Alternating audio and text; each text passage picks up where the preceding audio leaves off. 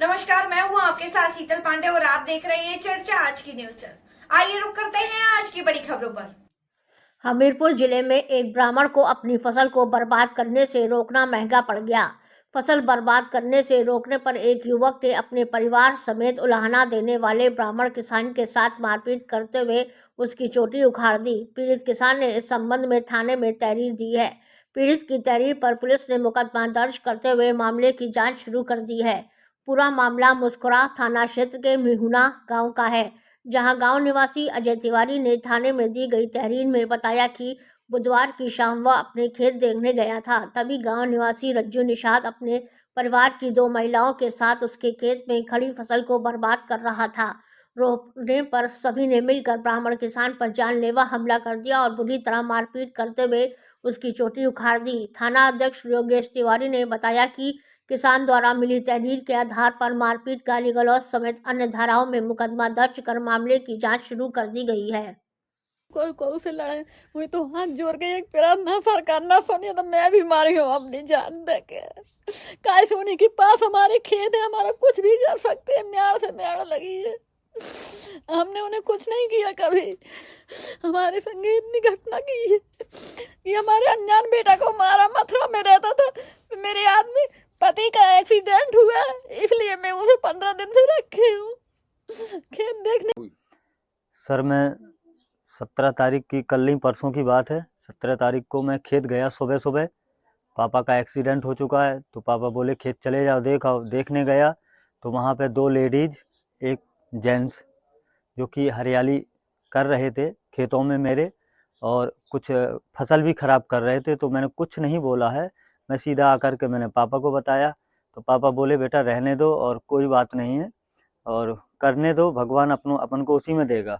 बस इतना सुन कर के मैंने दोबारा नहाया धोया, दोबारा से अपने दोनों बैल ले कर के उनको चराने के लिए और लेके जा रहा था। रास्ते में तो स्कूल के जस्ट सामने एकदम से आकर के उन्होंने किसी गलत शंका के द्वारा कि किसी के द्वारा या किसी की बहकावे के द्वारा उन्होंने आकर के सीधे हमला बोला मेरे ऊपर और आक्रमण किया और मेरे साथ इस तरीके से मारपीट की जैसे आज मैंने ये बांध रखा है सौंपी, तो उस दिन मेरे पास इस तरीके से आप देख सकते हैं कि इस तरीके से ऐसे मैं डाल के जा रहा था।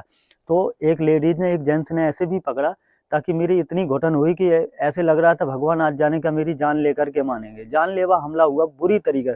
और आप ये देख सकते हैं कान, इस तरीके से चप्पल है, जूता है, इत्यादि चीज़ें इसने मुझे बदनाम किया, बेइज्जत किया, बहुत तरीके से मारा। सर में इतनी भयंकर चोट है कि मुझे कम से कम 15 मिनट। क्या आपकी चोटी?